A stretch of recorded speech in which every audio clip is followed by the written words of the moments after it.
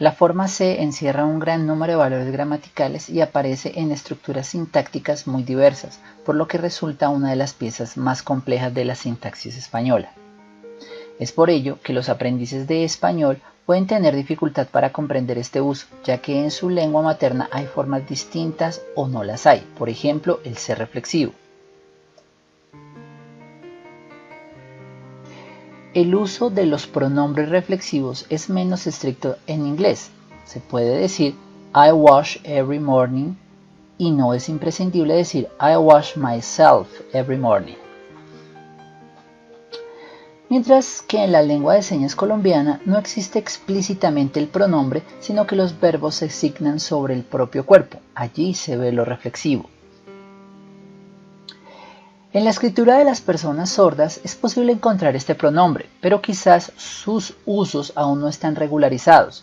En este caso tenemos dos elementos que se usan frecuentemente y por lo cual la persona sorda lo usa. No se preocupe y preocuparse, en este caso las combinó. O aquí vemos señalado un C. Está mal escrito, en realidad es es. Es por ello importante conocer y comprender algunos de los usos del C, pues este elemento puede tener un uso diferente dependiendo de la función que esté cumpliendo en la oración. Aquí vamos a explorar el C reflexivo. En primer lugar, antes de explicar el uso del C, debemos saber qué es una construcción pronominal. Una construcción pronominal es una construcción en donde hay un verbo más un pronombre. Veamos unos ejemplos de estas construcciones pronominales. Fijémonos en los pronombres. Vamos a ver ahora el análisis de los pronombres en cada una de las oraciones. Yo lo traje. Aquí tenemos una construcción pronominal, yo, el nombre y el pronombre lo. ¿Qué función está cumpliendo lo en esta construcción? Lo está reemplazando un objeto directo. En la segunda oración, ellos le trajeron paz. ¿Qué función está cumpliendo este le dentro de esta construcción? El le es un objeto indirecto. En estas dos oraciones hay un sujeto y un objeto, sea este directo o indirecto. Además, el sujeto y el objeto son diferentes. El yo lo traje, tenemos dos personas, el yo y lo que hace referencia a la segunda persona. Ocurre lo mismo en la segunda. Ellos son una persona y trajeron paz ¿a quién? Pues a él, es decir, la segunda persona. Es decir, hay dos personas diferentes. Estas oraciones son cuando sujeto y objeto son diferentes, pero cuando puede aparecer un C. En la tercera construcción tenemos un caso de variante de objeto indirecto. Cuando tenemos en una misma construcción objeto directo y objeto indirecto y los pronominalizamos, a ambos empleamos un reemplazo para evitar que suene mal, es decir, para evitar la cacofonía de dos pronombres seguidos. Convierte el le o el les en un C. Por ejemplo, en C lo dijimos, lo va a cumplir una función de objeto directo. El C está cumpliendo aquí una función de objeto indirecto, porque el C en realidad sería un le. Pues podemos decir, le dijimos esto, pero si juntamos los dos pronombres, no puedo decir le lo dijimos. Esa es la cacofonía, por eso se reemplaza por un C. Entonces, la primera función que tenemos del C es cuando lo uso como objeto indirecto en construcciones en las que ya se encuentra pronominalizado el objeto directo, es decir, cuando está objeto directo y objeto indirecto en la misma construcción.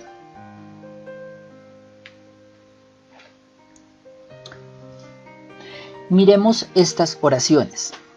Me lavo las manos. El sujeto es yo. yo me lavo las manos. Él me cumple la función de objeto indirecto, pues lo puedo reemplazarlo por le lavo las manos. Pero en esta construcción, ¿el sujeto y el objeto son diferentes? El yo le lava las manos a mí mismo, es decir, el sujeto y el objeto son iguales. La acción que hace el sujeto recae sobre el mismo sujeto. En este tipo de construcciones es posible agregar el refuerzo a sí mismo. En este caso se podría decir yo me lavé las manos a sí mismo. En la construcción te miras en el espejo, el sujeto es tácito, que resulta ser tú. Tú te miras en el espejo. Este te, ¿qué función cumple? Este se te puede reemplazar por lo miras en el espejo, lo cual concluye que es un objeto directo. Aquí nos preguntamos si el sujeto y el objeto directo son iguales o diferentes. Pues resulta que son iguales. Tú te miras en el espejo. ¿A quién estás mirando en el espejo? Pues a ella misma. Se podría decir que tú te miras a ti misma o a ti mismo.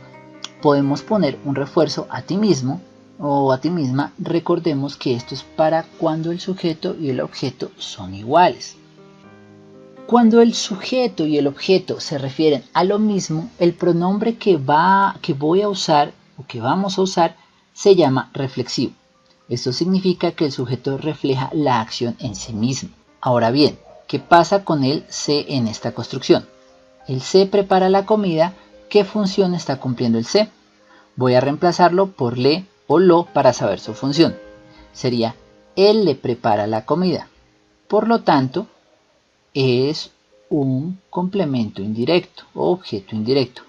Pero ¿por qué en el ejemplo no se dice directamente él le prepara la comida? Bueno, en este caso, dejando el le, el sujeto y el objeto son distintos, es decir, que él le prepara la comida a otra persona. En cambio, con la presencia del se, significa que él le prepara la comida a sí mismo. En este caso, es un pronombre reflexivo, porque indica que este sujeto hace la acción sobre sí mismo, como lo puede comprobar por lo que puedo ponerle el refuerzo a sí mismo. Él preparó la comida a sí mismo. Veamos una tercera función del se. Veamos estos dos ejemplos. Nosotros nos besamos. Este está muy relacionado con el reflexivo, porque en la oración se está diciendo que yo besé a ella y ella me besó a mí, es decir, nos besamos. Esto significa que la acción de un sujeto recae sobre un objeto, pero que a su vez este objeto es sujeto de otra acción sobre el sujeto original. En este caso podríamos agregar el refuerzo mutuamente, es decir, nos besamos mutuamente. Es decir, que uno saluda al otro y el otro saluda al uno. Este se lo que me indica es que se saludan mutuamente. ¿Cómo se llama este tipo de construcciones? Pronombre recíproco, porque lo que un sujeto hace sobre una persona, luego esa misma persona lo hace sobre el sujeto. En el ejemplo, ambos casos son objetos directos. Bueno, entonces, hasta aquí lo que hemos dicho es que las construcciones pronominales pueden ser de dos tipos: cuando el sujeto es diferente del objeto o cuando el sujeto es igual al objeto. En el primer caso, el se aparece como un reemplazo del objeto directo y al objeto indirecto en la misma oración. Él se reemplaza a un le. Cuando el sujeto es igual al objeto, el se puede ser un pronombre reflexivo, que me indica que la acción del sujeto recae sobre él mismo. O él puede ser un recíproco cuando la acción de un sujeto sobre un objeto tiene una acción simultánea de objeto hacia el sujeto. Desde otra perspectiva, el uso del se reflexivo directo o propio puede encontrarse en versos como lavarse, vestirse, alimentarse, etc. Y en el recíproco, quererse, pelearse, besar. También es posible el uso de reflexivos cuando se hace referencia a una parte del cuerpo. Me he cortado un pie. También en las construcciones donde la acción recae sobre el sujeto, aunque él no la ejecute. Por ejemplo, peluquearse, operarse. Retomando, Las construcciones reflexivas, el sujeto y el objeto, sea este directo o indirecto, coinciden, es decir, que hacen referencia a la misma persona o cosa. En este caso tenemos dos ejemplos. Yo me afeito por las mañanas y Poncio se lava las manos.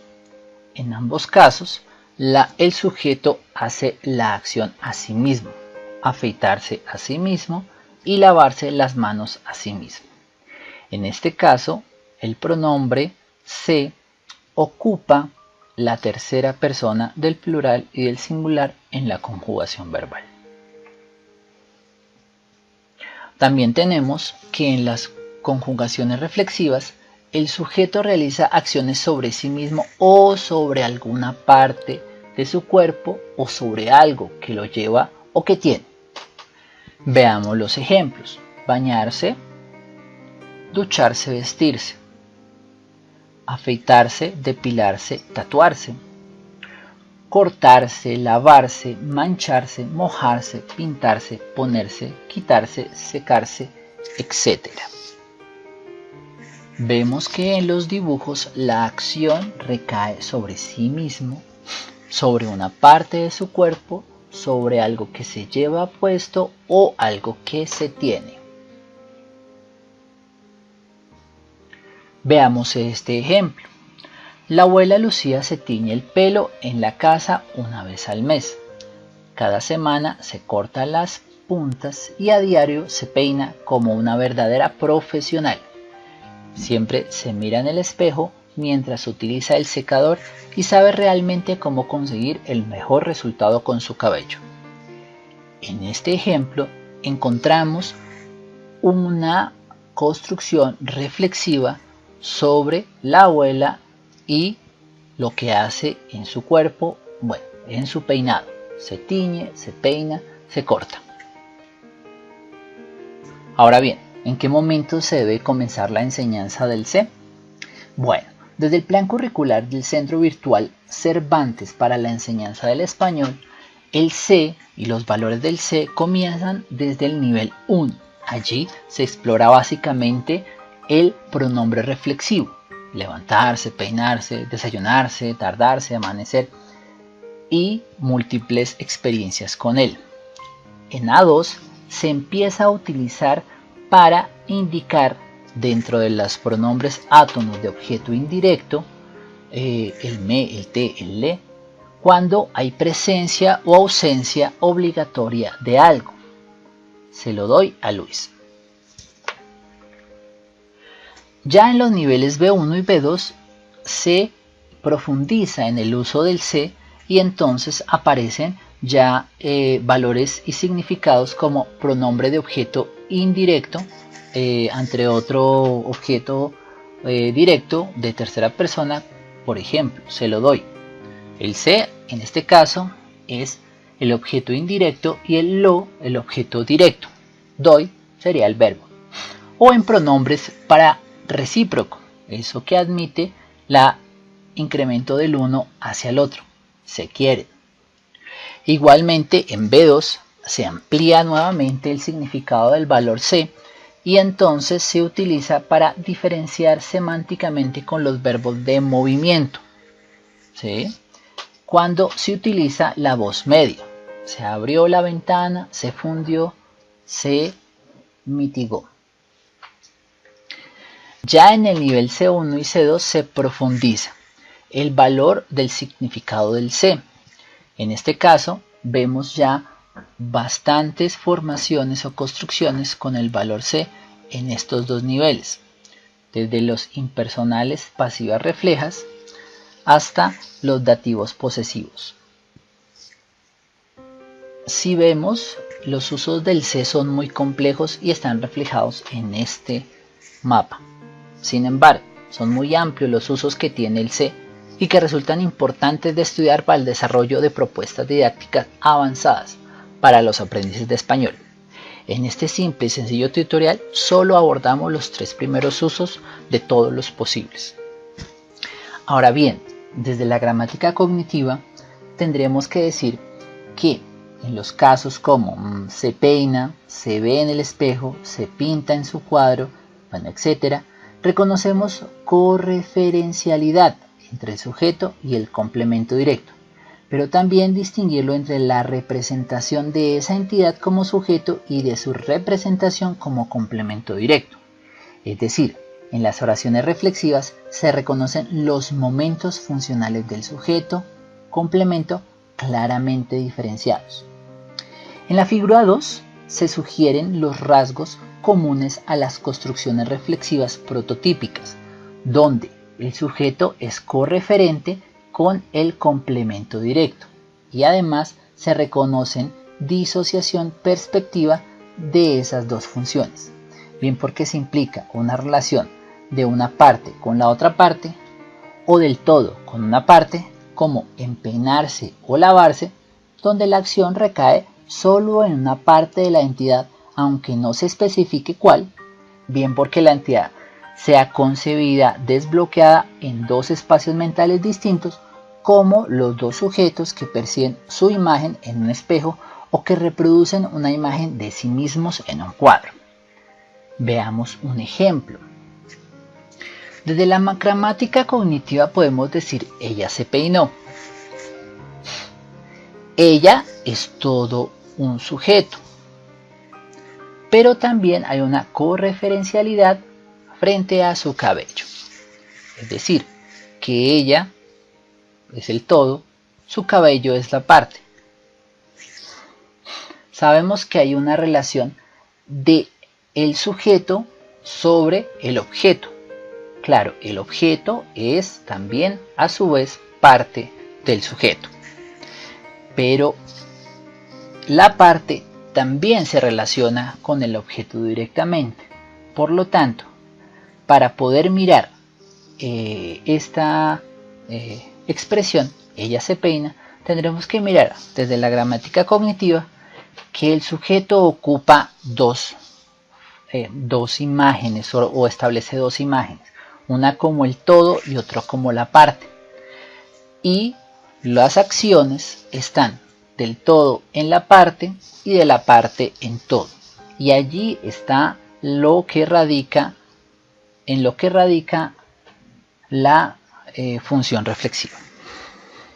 Ahora bien, sabemos que el se tiene bastantes funciones. Hay unas funciones que son de orden pronominal y otras que no lo son.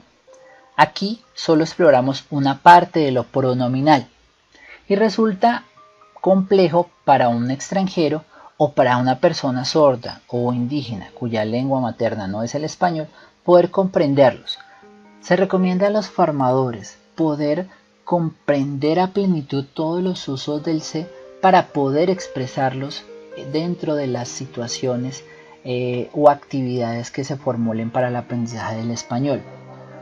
No consideramos prudente que este contenido gramatical y del metalenguaje sea explicado a las personas o aprendices, por lo menos en los primeros niveles de su aprendizaje,